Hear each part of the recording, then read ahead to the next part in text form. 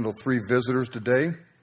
A little bit of notes from my reference Bible that Tony's got and I. But, amen.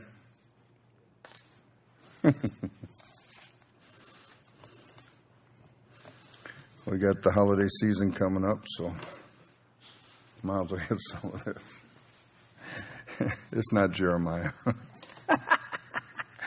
I don't even want to get in that. Man. Tell you, a mission drunk guy changed my life, though, back in 79 when I showed him Jeremiah 10, 1 through 5, and he told me what it was. You know, I didn't know. Brother Kirk was working on me way back then, after he read 2 Babylons by Hislop.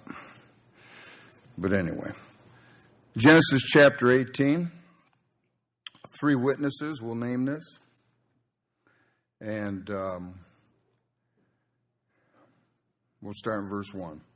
And the Lord appeared unto him in the plains of Mamre, and he sat in the tent door in the heat of the day. So right off the bat we see it says, and the Lord appeared unto him in the plains of Mamre. Verse 2. And he lift up his eyes and looked, and lo, 3 men stood by him. 3 what? Okay, just making sure.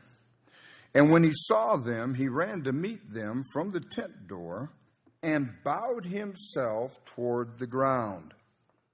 Now that could be an act of worship, all 3, but it doesn't say he hit the ground. So in Eastern custom, acknowledging people as friends, they do that. If you ever see even those Chinese, you're humbling yourself to your guests. Could be.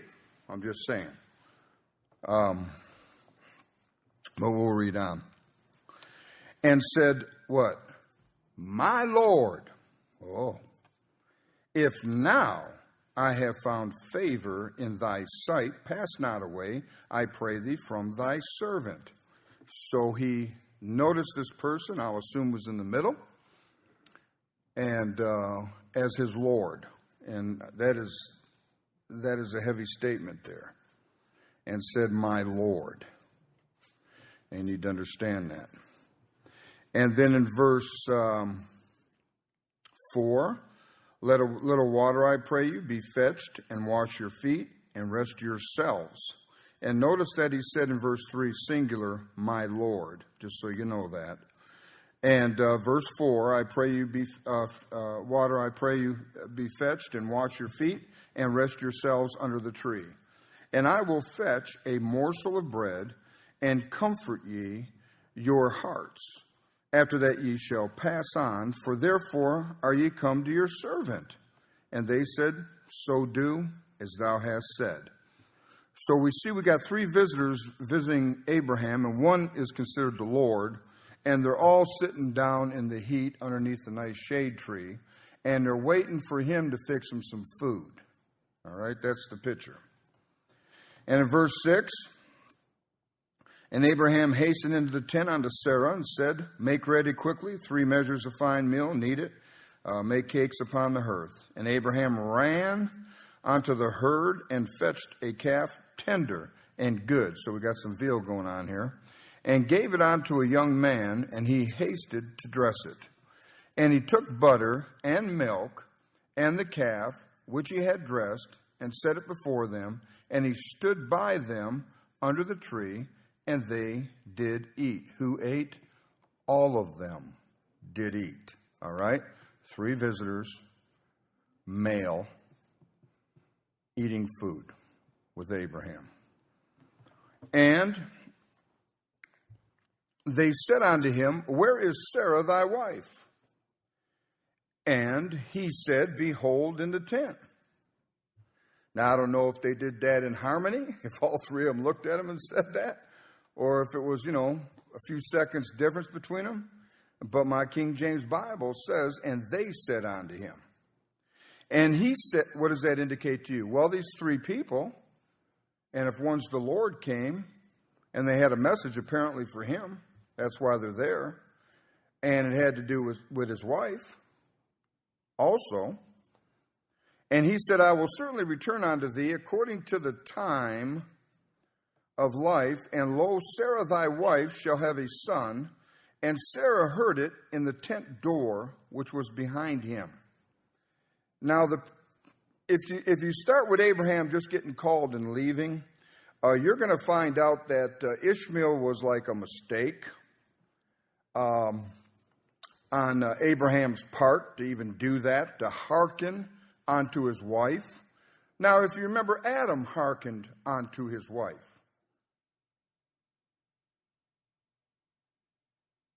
Marriage counseling, right? I'm sorry to say, though, there's a few times that Abraham should have hearkened and did and didn't, but should have. And the Lord makes that plain, too, because you're supposed to know when to and when not to. And in a lot of cases, if people get saved in this dispensation that we're in and in our generation that we're in, sometimes the wife is more spiritual than the guy. So if it comes to biblical truth and what to do, and she's right on that, then she's right on that.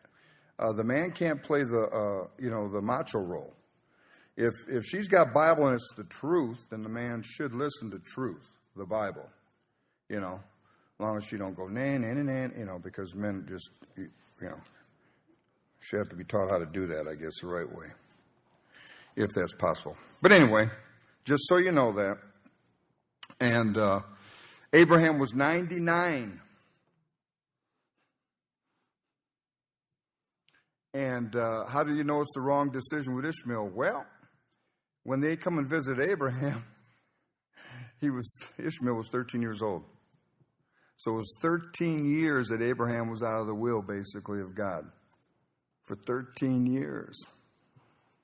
Because you don't hear about them communicating at all. For 13 years. Scary. So he's 99.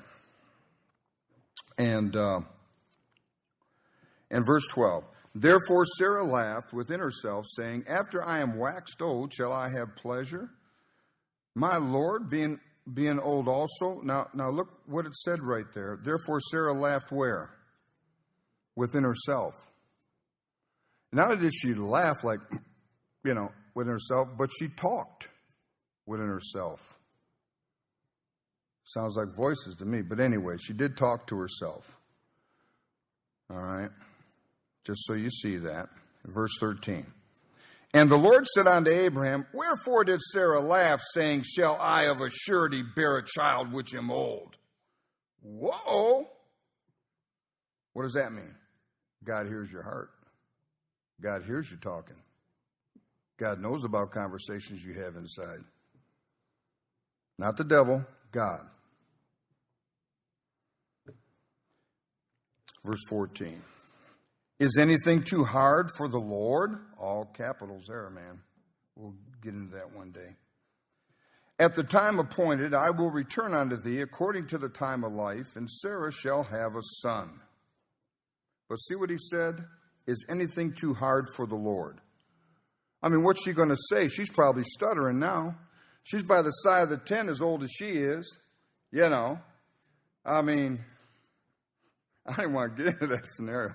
But I mean, she's by the side of the tent over there. And she's hearing the Lord talk to him and tell him all this stuff. And she's listening, yeah, right. She's probably saying, I don't know what we'd say, yeah, right. What is he, crazy? And then he reads her heart and everything. He's looking right at her. He is. He knows where she's at. And then he makes that statement. Is there anything too hard? I bet she wasn't laughing after that. I mean, if the Lord rebukes you, I'd be saying, Yazabos. That's what I'd be saying. I'm sorry, that was stupid. But what happened there? Well, a couple things happened. Number one, besides his authority, he put a seal on who he was. See, if you read the Gospels and you put yourself in situations and you see how he goes from one town to the next and he leaves off some people or he's rude on some people and just nice to others and you're figuring this stuff out now, He knows what they're thinking. He knows why they came for the food, why they're coming to him. Most of them wrong motives, it said, because they were hungry. They wanted to get healed, and they wanted some food. They're all still going to die. But if I knew there was a cure somewhere for some of my stuff, I knew. Yeah, I'm selfish enough to book over there and get there somehow, some way. If there was a pool, I'd jump in it. So that's just human nature.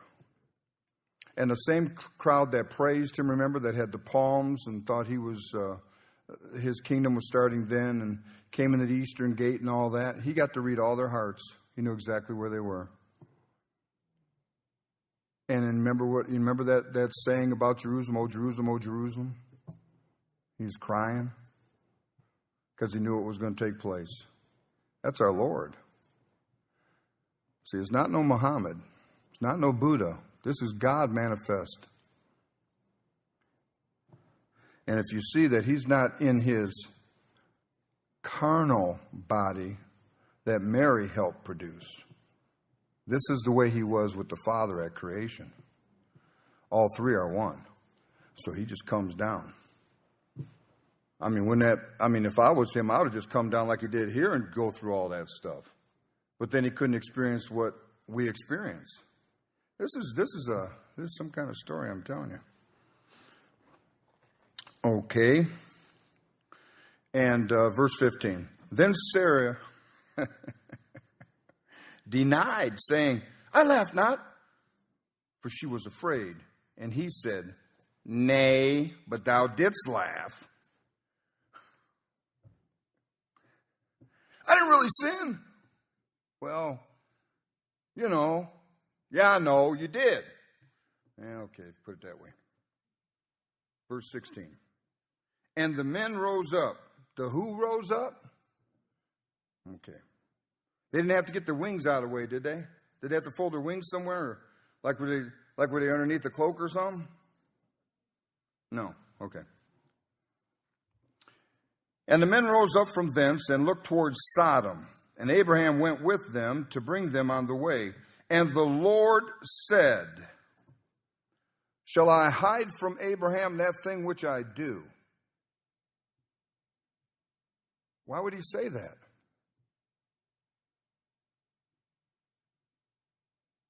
Did he say it in front of Abraham and the angels? Sometimes I don't know why he said it, to tell you the truth. Except if Abraham was listening, it would get his curiosity, please. Or God is showing Abraham his future. Because he says something there that we know is not true. But look what it says in verse 19. Well, let's look at verse 18, I'm sorry. Now look what it says. Seeing that Abraham shall surely become a great and mighty nation, number one. That's what he's telling Abraham is going to happen to him, right? And all the nations of the earth shall be blessed in him. For I know him, that he will command his children and his household after him. And they shall keep the way of the Lord to do justice and judgment, that the Lord may bring upon Abraham that which he hath spoken of him. My goodness. Then Abraham, after hearing all that, saying, I guess you can tell me, right? He's in shock. What if the Lord come up to me, and I know who I am, and he says, I'm going to put you in the ministry because you're so faithful. Yeah, right. Is there a verse for that? I can't get the verse to this day, but there is a verse. But I'm to be thankful that he what? Counted me what? Faithful. And put me in the ministry.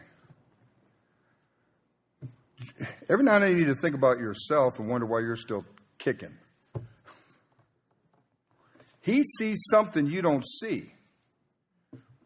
He sees something you don't see. That's why when you see brats in the neighborhood or in your family, you pray for them. Why? Because God can do, we don't know what he can do. This deal with the teens, that's why you invite them. Well, they'll think it's corny. Shut up. They're going to go to all this other real wicked or satanic stuff going on. Get them over here. Get them thinking about hell. That's scriptural. And maybe one of them will get saved. Yeah, but then they'll go back to school and that's what, listen, teenagers, that's normal for you to think that, but kick it out of your head. If you're saved here today as a teenager, your job is to witness where you're at. Be a light where you're at. It'll be less difficult when you be an adult. If you can't, if the cat has your tongue now, it's going to have you later. There's no special pill you take. What you did was you received the Lord Jesus Christ as your personal Savior. Now you're the light of the world. Whether you like it or not, that's where it is. You witness in your neighborhood, your jobs, your school, whatever opportunity. If there's no opportunity, you wait for one that you can make one out of. And let God work through you.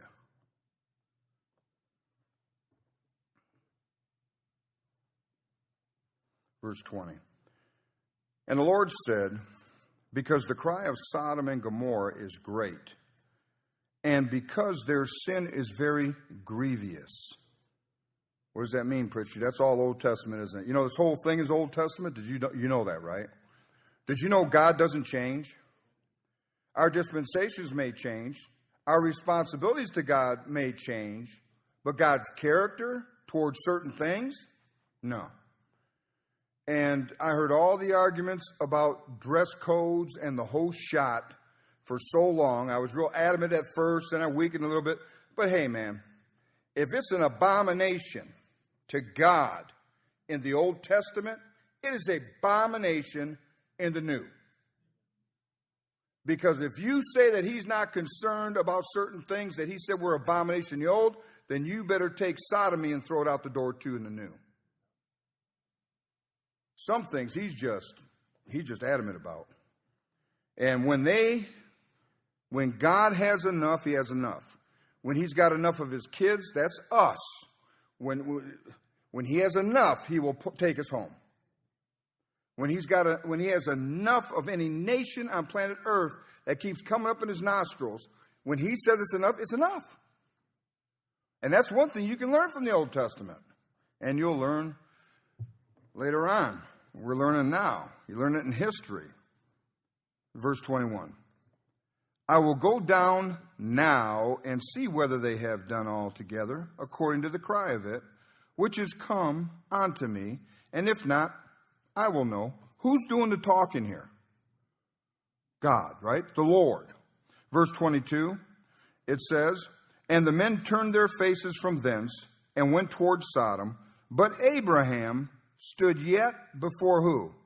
The Lord, all capitals. You can't get away from this. That is the Lord. And Abraham drew near and said, wilt thou also destroy the righteous with the wicked? Well, that's a great question, isn't it? Now, here we're going to have an example. I read some things from Docs already, and we could probably get into some of that, but I'll just tell you right here. New Testament, yeah. Yeah, he does. He sure does. Yep. He does destroy the righteous with the wicked. Sometimes the righteous are destroyed and the wicked walk away. We'll get to that in a little bit here. Once again, 23. And Abraham drew near and said, wilt thou also destroy the righteous with the wicked? Now, knowing the story, and if you haven't read it before, what Abraham is saying, he's got a nephew named Lot. And since it was from the same line, he called him his brother a few times. People think it's a contradiction. It's not a contradiction.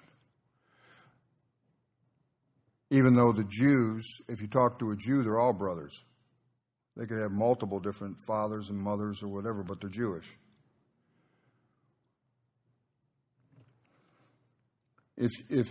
We'll read on again, because he's going to go through this whole scenario here.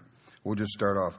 Peradventure there be 50 righteous within the city, wilt thou also destroy and not spare the place for the 50 righteous that are therein, that be far from thee to do after this manner, to slay the righteous with the wicked, and that the righteous should be as the wicked, that be far from thee. Shall not the judge of all the earth do right? Whoa. Man. I read that, man. He bold, man. Boy, is he bold. I guess after God already told him what was going to happen to him, he got a little bold. You know, talk to God that way. But the Lord said, if I find in Sodom 50 righteous within the city, then I will spare all the place for their sakes. And then Abraham answered and said, behold, now I have taken upon me to speak unto the Lord, which am but dust and ashes. So now he's really getting bold because he didn't die after he just told the Lord that. But he could have. So now he feels he's got this camaraderie going on with the Lord. And he's going to play this number all the way down.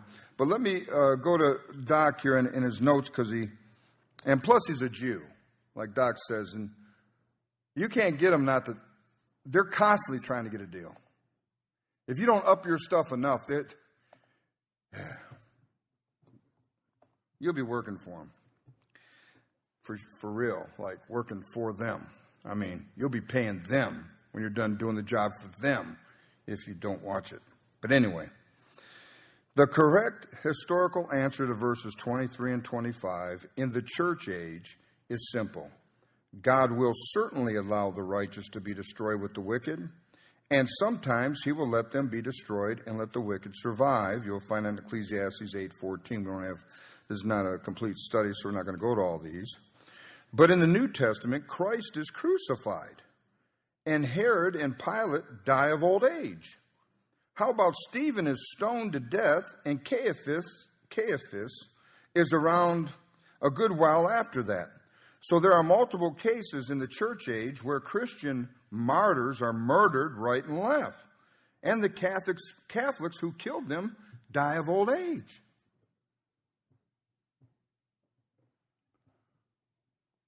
Now, Abraham didn't think much of Lot's testimony. And Doc says because he figures there's 8, right? He figures Lot, his wife, 2 unmarried daughters, and then what? 2 married daughters? Sons? Because eventually what we're going to see here is if you go all the way down to 32, go to verse 32. It says, and he said, oh, let not the Lord be angry, and I will speak yet, but this once. Now remember, he went from, 50 all the way down now, right? Peradventure 10 shall be found there. And he said, I will not destroy it for 10's sake. So he's, in our day and age, we'd say he's not a very good soul winner. In there, I guess he didn't convince anybody that the Jews had the thing going because he didn't have much proselytes. He just had his family. And Abraham was giving him the benefit of a doubt by saying, well, maybe he got 2 of them. So we'll get 10.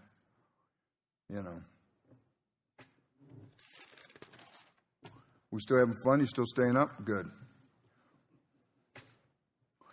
And then verse 33, imagine that. And the Lord went his way as soon as he had left communing with Abraham, and Abraham returned unto his place. Now, chapter 19, who were the other 2? Did you ever hear it mentioned about angels yet? You didn't hear the word angels, did you? But you are now. So we get to figure out who those guys were. And there came 2 angels to Sodom at even. Remember the 2 that left the Lord went to Sodom. So those 2 are angels. That's how we know. Why? Because we read on. A lot of times you got to read on the Bible and it'll explain some things to you.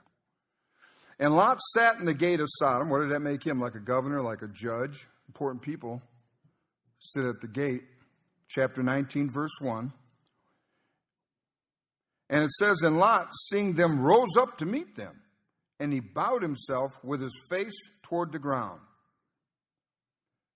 Now, I don't know if you sense it, but a lot of times you'll be around people at work or other places, and you sort of almost 80% believe they're saved. You just can't put a finger on it. And then later on you find that out that they are saved, because their spirit bears witness with your spirit. Well, I imagine here Lot, seeing these guys come, there was a sense there of who they were. Besides being different by coming there, being visitors. And so it says, and Lot, seeing them, rose up to meet them, and he bowed himself with his face toward the ground. Verse 2. And he said, behold now, my lords, turn in, I pray you, into your servant's house, and tarry all night, and wash your feet, and ye shall rise up early, and go on your ways. And they said, nay, but we will abide in a street all night. Why? Well, Doc's got a note here, and it makes sense. It's a common thing in Palestine and other places like that. On a hot summer night, they usually mingle at night, and they just sit in cafes. It's too hot to lay around. That's one avenue to take why they wanted to go on the street. But their purpose to go on the street was to see what's going on, the wickedness. And verse 3. And he pressed upon them greatly, and that don't mean that he put his hands on them. That means he's like a high-pressure salesman. He's trying to talk him into staying. And they turned in unto him and entered into the house, and he made them a what? And did bake unleavened bread, and they did what? So we got two angels here. Is that right? Two angels. And we got the angels eating again, because they were the same two that was with the Lord, and all three of them ate. This should go good for us fat people, because that means we can maintain our figure and eat when we're up there. Okay. Verse 4. But before they lay down, the men of the city, even the men of Sodom. Right? Not women, men. Compassed the house round. What does that mean? You know what a compass is, right? Circular? Okay. Both old and young. All the people from every quarter. What does that mean? It's like democracy, right? It's mob rule. And they called unto Lot and said unto him, where are the what? What class? Where are the men? The men. That's the gender of the angels. Men. Gender of God. Man. Gender of angels. Man.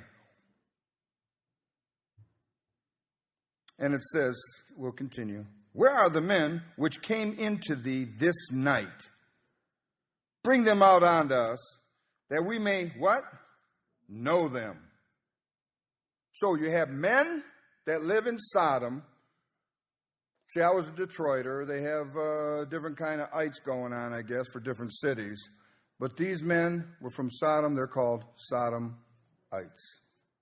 Right? Like some people try to call your preacher a Ruckmanite. You know, because that's supposed to mess up my character, demoralize me, and everybody don't touch me because I'm marked. You know. Rather than, that dude, he's so stupid, he believes the King James Bible's inspired and preserved. You know, at least say that. That dude, you know. But when they make you an ite, that means you worship somebody. You know, other than God, which is wrong. And they'll see at the judgment seat of Christ we were right anyway. Okay, verse 6. And Lot went out at the door unto them and shut the door after him and said, I pray you, brethren, do not so wickedly. Now listen, I heard all sorts of explanations on these verses. Well, they just wanted to know the guys. They were new into town, and all the men just wanted to know these guys. No, that knowing is a relationship of marriage. And the reason I know it is because that next verse says, do so wickedly. Just greeting somebody, hey, how you doing? Glad you came to Sodom. You know, give them a little basket or something is not wicked. And I'll tell you what, you can call queers faggots and everything all day long. You know what really infuriates them? Honest to goodness, is a Bible word. Sodomite. And we're probably better if we use it that way. At least we can say we're using it from the Bible. God called them that. Oh, they get upset over sodomite, man. It'd be good for Christians just to go through all the constitutions of every state in the Union and see what was in there when they started. See about the propagation of the gospel was in these constitutions. And then go in the amendments, and then go into the laws and see if they had sodomy laws. And why would they have that? Because when you're under the Bible, you know what God likes, and you know what God doesn't like. And you don't want to get God mad because you prayed, and that's why we have a country here, is because people gave it to God. But we're losing that now. That's why this other thing is coming on. That's why it's legal. That's why this core curriculum is sweeping our kids. Verse 8. Behold, now I have 2 daughters, which have not what? Known men. So what does that mean? He never let them out say hi to everybody? No, that word known is the same word known that was used for the men wanting to know them angels. And you see, them sodomites wouldn't have been turned on if them angels were neuter. But since they were men, that's what they craved. Are you all reading this? You won't get this in school now.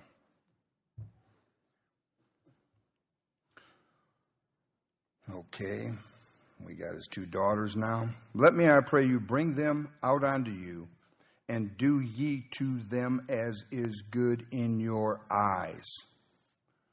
What a dad. He knew these guys were angels. He knew that if he allowed anything to happen to them, he probably figured he'd be in trouble with God. And yet he didn't think he was in trouble with God for staying in that godless city and going to offer his kids. That's why it is right for parents not to let kids watch certain things and listen to certain things and go certain places that they don't know where they're at.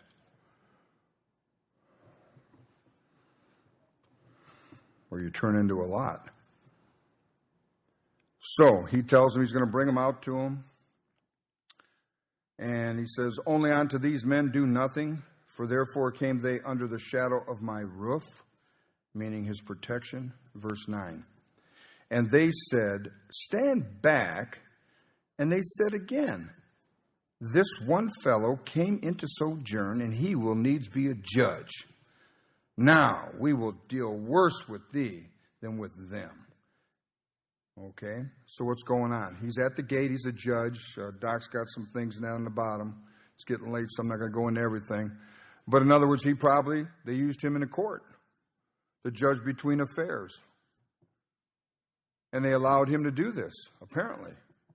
But since he rejected giving those guys to him, these wicked dudes says, enough, they're coming in. And they're going to do worse to him.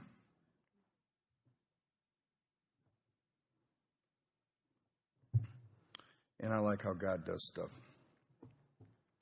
And they said, once again, stand back. And they said again, this one fellow came into sojourn, and he will needs be a judge. Verse 9. Now will we deal worse with thee than with them? And they pressed sore upon the man, even Lot, and came near to break the door. But the men, not women, the men put forth their hand and pulled Lot into the house to them and shut to the door. And what happened? Verse 11.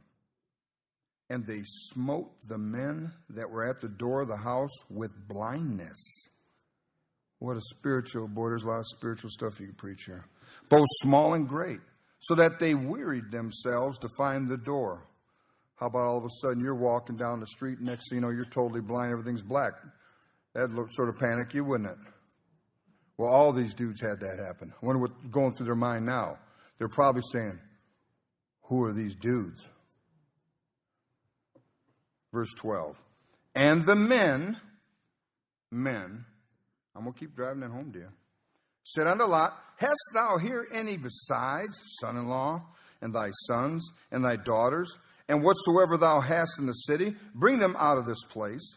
Verse 13, for we will destroy this place, because the cry of them is waxing great before the face of the Lord, and the Lord has sent us to destroy it. And Lot went out and spake unto his sons-in-law, which married his daughters, and said, Up, get you out of this place, for the Lord will destroy this city. But he seemed as one that mocked unto his sons-in-law. What do you mean? Well, they're atheists, they're pagan, his sons-in-law. He tried to maybe tell him a little story about God, but he didn't live it. He stayed in that place, stayed under those conditions. This, I'm telling you people, this was out in the open.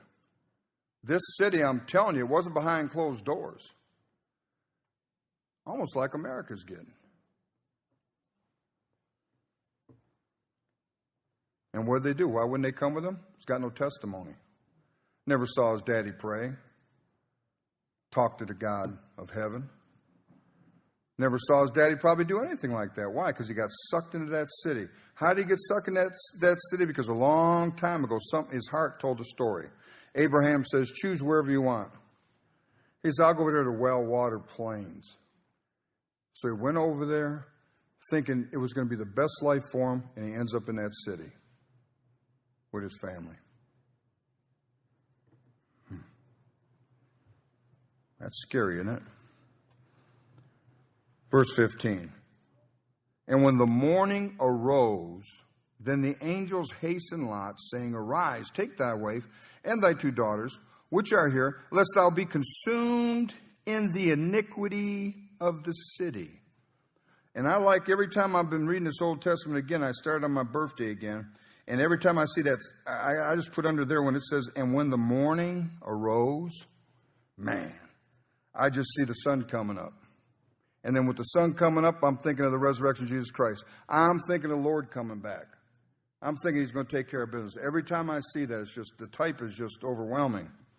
And 16, and while he lingered, the men laid hold upon his hand, and upon the hand of his wife, and upon the hand of his 2 daughters, the Lord being merciful unto him. And they brought him forth, and set him without the city. Now, do you see that? The Lord being merciful unto him. He could have killed him in that city.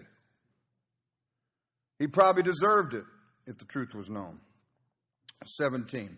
And it came to pass, when they had brought them forth abroad, that he said, Escape for thy life. Look not behind thee, neither stay thou in all the plain. Escape to the mountain, lest thou be consumed. In other words, get away from cities. There used to be verses in the Bible that would condemn city dwellers.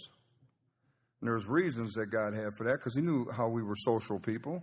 But he also knew that when you're right next to each other, it gives you there's a lot of tendency of people being paranoid. That's why they move so close together with other people.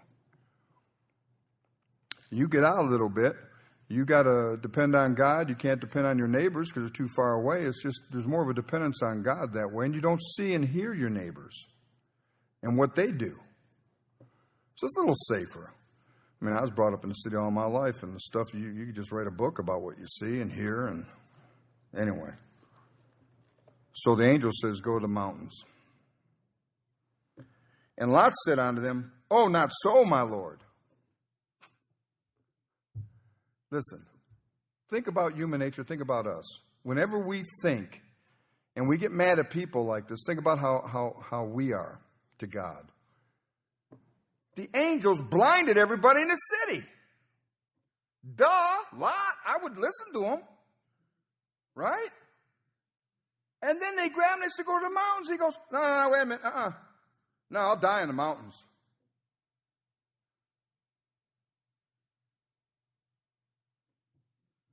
You think he would have said, yowza, boss. I mean, good night. But no, must run in their family somewhere. Verse 19.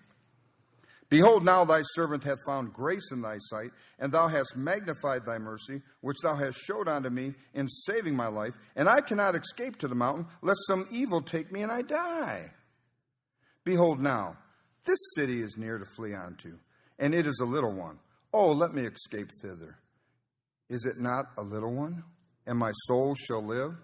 And he said unto him, See, I have accepted thee concerning this thing also, that I will not overthrow this city, for the which thou hast spoken. Haste thee, escape thither, for I cannot do anything till thou be come thither. Therefore the name of the city was called Zor. What a type of the Jew going through tribulation too. So, angels definitely cannot do what God won't allow. And I don't want to...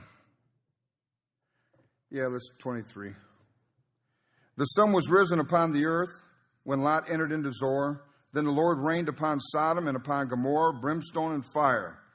You know what hell's like? Brimstone and fire, correct? From the Lord out of heaven.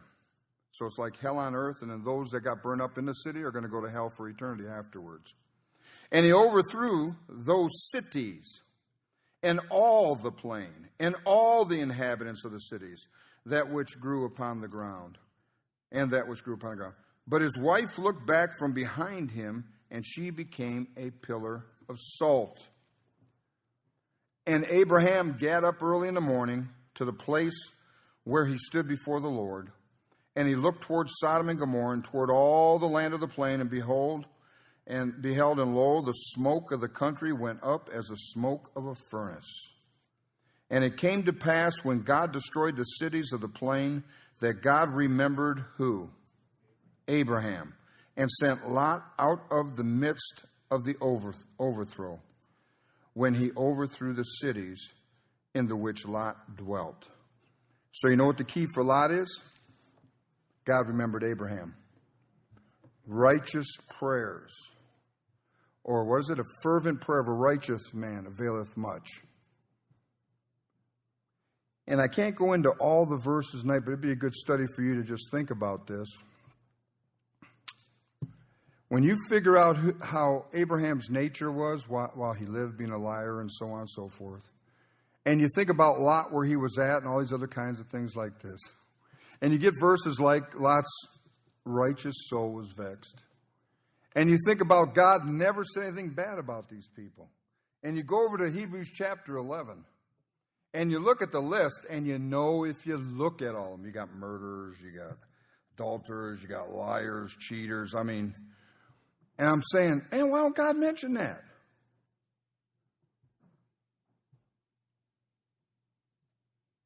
Why don't God mention that about you? All your past. Why don't he keep bringing it up? How does he see you? A whole lot better than you see yourself. So angels have a gender. They're what? They're male. Angels have no wings. Angels look like men. Angels do more than deliver messages. They destroy things. Individuals, cities, armies, So don't limit them. Angels are obedient to the Lord. How? In what they do, who it is done to, where it is at, and when it takes place. At this time, in these bodies, we are lower in status, a little lower than the angels. So when people try to make these other kinds of doctrinal statements, it's amazing to me, just like the devil. I'll just whoop them. Well, hallelujah. It's a good attitude to have. Good, I'll whoop them.